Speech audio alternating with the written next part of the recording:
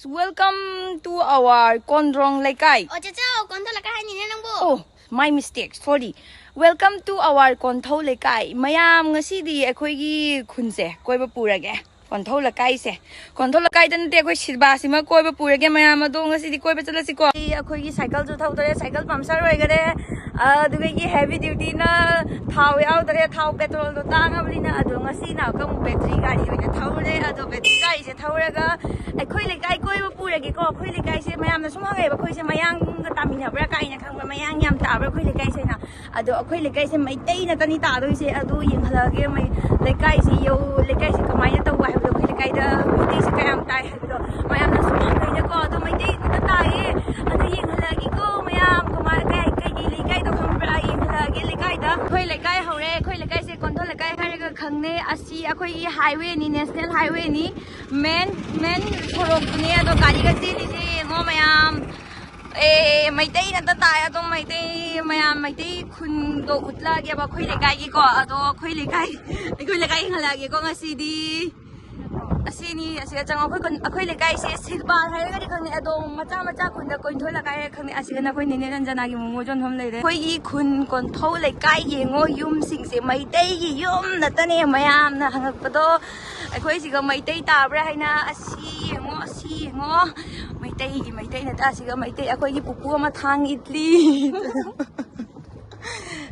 asi je khoi hana yum oramba yum gi thongan se khoi yum hana khoi sum lim de sigi chang doine ba khoi yum hana yum se ani ne ba khoi gi do yum ani se khoi ha ji khong dore ba khoi gi ha ji yum du da ko se khoi Kontho leikai ni Kontho leikai se phajatre ngo mayam oh lambi sorok ti khadang phajadi haiba watani nawi phajana thau tapi na ta di longmina gani ni na yeng halage khudi yengo asiga na khoi bobo khoi gi yum asi budi thabak su party ni ado asi yengo khunje Kontho leikai ka ko si khunji ma ga ado full loina har ga di silba har khangni picnic tongnari mayam asiga na dukan leire ata bojani ga so khoi se gi dukan ha chinchal wai ra yes okay asi loi kon asi gi khunji ma asi gi kano sima Kontho leikai har ga khangni ya ba ko ado khoi silba sima di pura yang asi je koi ba mayam da ngasi silba koi ba pubira ge ichini naw na ado su khoi gi battery Garida Nabi, oi,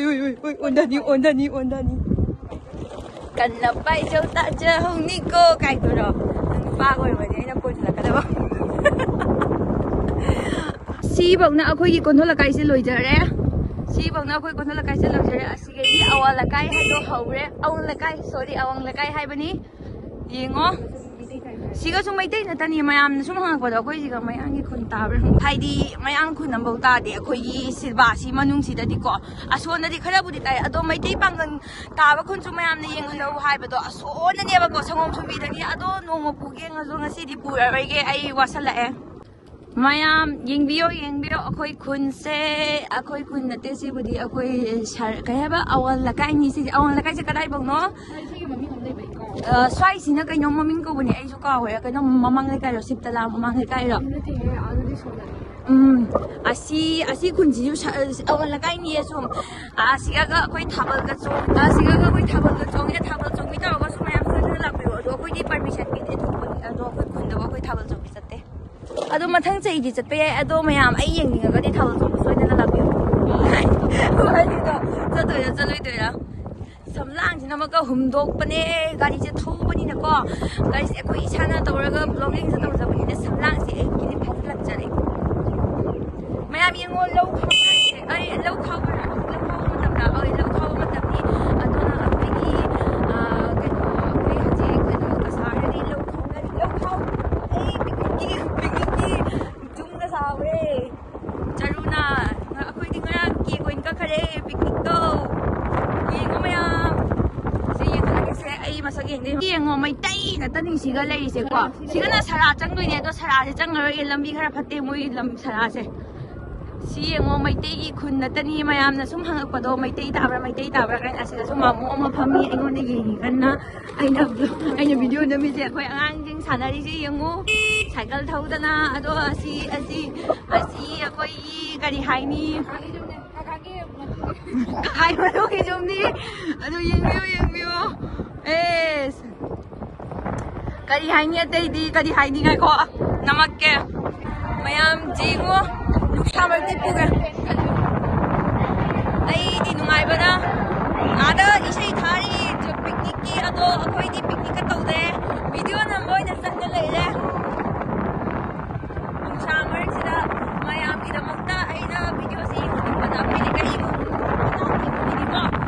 अदो young हजिक ma'am railway पटरी यौरक्तोरे railway पटरी से करीनो हाइबदा मैमना कइनो अखोइगी मणिपुरदगी station दो थाराकादा सिगी railway पटरी से लालगा चतोरिनी आदा मचा म स्टेशन अमसु लइए सिगा लेरे रेलवे पटरी से मैम अदो मैमना मणिपुरदगी अखोइ सिगा लाको मतमदको अदो असिगगी फाउना दोरिनी अदो आद स्टेशन अमा लइयेबको अदोदि चलरइये अदुगा लेपतोरिनी अदो मैम मणिपुर ट्रेन थाबा ngaयसिको फंगननबैदमक्ता फौ तकनरी मैम फौ तकप नतने लहोन हावरेबा कनो हाइबनी हे खंग्रेन हे मैम लहोन हाव कइनो लहोन खोरि हाइरा सी ngो मैम असि yung पुनमक्से अखोइगी मैतै नतनेबा मैम न सुम अइंगोंदा अइना उचरिबा जुंग पुनमक मैतै नतने अदो मैम न सुम अइंगोंदा हंगैनको हाइगे अखोइगी मैतै ताबा अदो अइना खुमबदा वाजरेबा मैम नको हाइगे मैम न सुम फाइनगा हंगबा याबको अखोइ खुनसिदा कयाम मैतै तागे काइना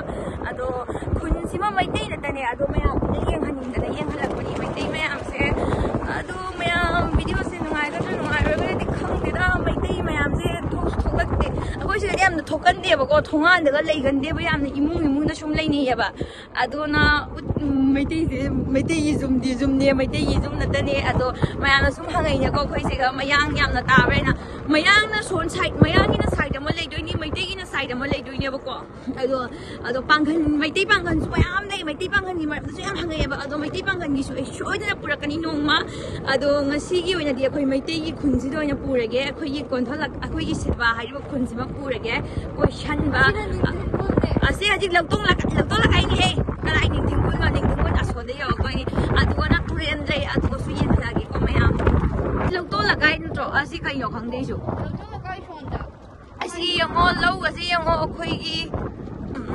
मी मनिंदा लामिको आय काइजेको वीडियो नमना लेरे काइना हाइगनेबा पिकनिक नुमितसिदा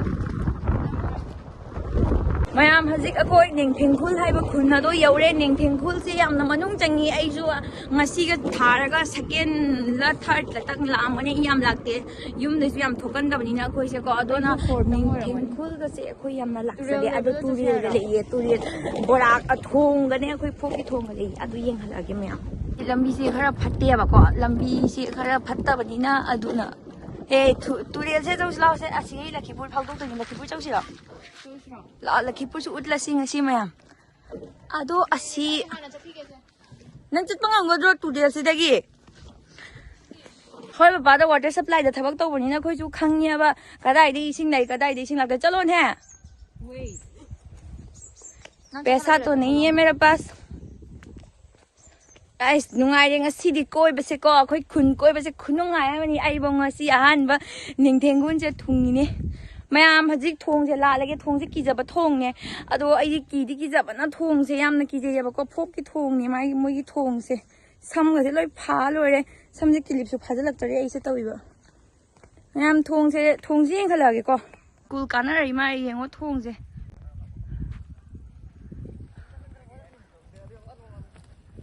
सी येंगो ओ लावी लाओ सिगी थोंग से लांथोकपगा लखीपुर फंगदोइनी लखीपुर दे ओइना जुम से हल्लगे चलेने थोंग से हाना सुति उरेबा अदो अकमु सेमगलिनेबा अदो असिरा ओन्हागादि आई दुम सिरे अदो आई किजबना दि लोरे थक थकनी इसागा से मैम आई हजिक थोंग लादी मैम आई थोंग से दे ओन्हागादि आई सिरे मैम आई कीबना दि लोरे को अदो फोन से पाइमी ओइ मा ngomine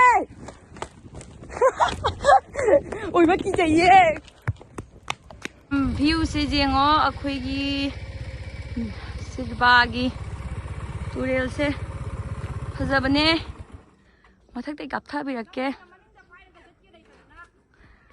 कना आइरो लाउरो आई अकबु चलुगी के ma'am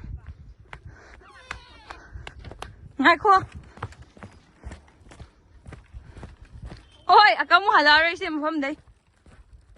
Mayam ai akamu lo bazali ado ai kidi ki je ba ko ado chu angang se nungai bi dre. Oi kumthau. On da ga ba. Mayam akhoi haji gai ingali. Oi. Start tong dai. Gari ingat pangam dre. Start tong dai gali ba. Start tong ba. Tongage. Eikhoi wa bana sire. Ai thorora. Thorora. Oh, wabana sire. Mayam haziki togo lakani haidi. Yamna sahos leiba mi lakpata yagira haziki togo gara no ingum heba. Sabana ai anirak tenglanjari punsi hi asi thomse. Ado mayam gari di ai lan. Oi yam matam ko moi sai se. Ado asai di haukun somta utpegi mani. Asidi haukun ya se kanam ko bani khang dre mafam se kanam ko bani ka hore. Asi ai ye khoi lakhipur la thok tore. Sondagi ni Lakipur de. Sonda ju mitai tai. Sonana kino moi asi kanam thok ya bani ne. Khangi ado sonda ju du sai se de ado uri ga se. Chaprau. Mitai ni se. Sai de chapro ko bani. Sigi agi gadi am jang bodo. Chapro ko ge. Hauji akhoi Lakipur. Jong do re. Mayam gari thau na mayam da akhoi gi khun se uchare. Akhoi khun se yam chawi ko silba kawi ko ado mayam na Manipur dagi la asu akhoi gi khun se silba haga khangna gani sum ado akhoi gi khun ko akhoi le ba mafam du konthol la kai kawi ado konthol la kai na teba le ado mayam hangakne akhoi siga topa suta mayam sa yam ta ado mayam suta ta di mayam da khun na tro ado mayam ai channel se like share and subscribe so mani yung nam sister dun eh. Dati mo ito lakot ako eh. Ha? Ano ka ba? Ano yan? Kinahong sa kayo ka sa Mani.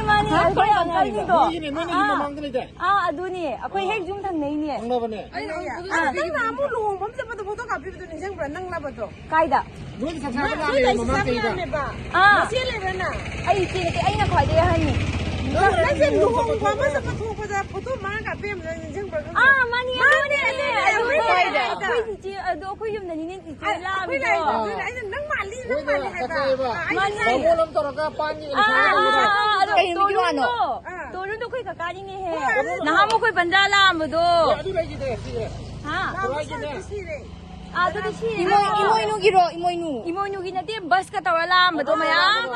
Ado ka kanon chichiwi na kanon gaya jo gaya wala kangi Ay, kasi ang say ugre na. Mani. Doon yung pamela niya, ano may blok siya matagal ako. Ano mayam video na sa highway mo sa chichiwi siya ko'y pangnare ba haji ay Manipur dai ne ado ay sa vlog siya malagpa. Ado ka ay ura kamre ado mayam thank you. So guys, ay ngasi ako'y khunje uchare ado ako'y khunje sirba hairaga khangnei ado aina leiriba mafam dudi konthau lakai kawi ado mayam na laaga di ko ako'y sirba se yam chawbani ako'y gi kasar si sirba se yam chawen hainei ado asonda su saraga siptalaga utkata wali ado ako'y ni ningtheng pul sondagi phawdora ga Lakipur dagi zoom han ga tawre ba ado mayam atei khunju mayam uchare ke ado ngasi gi jidei vlogging ni ado atopa cycle thora da video utpado ado su matang khara lagini ado thauba ngamdana tawri cycle lo pamsar oire ado mayam ngasi di ako'y khunje uchare ko atopa khunju mayam uchare ke ado mayam agi channel ase like share and subscribe soidina tawbiramo atopa mayam kasarigi mafam yingninga gadi ko bye bye see you in next video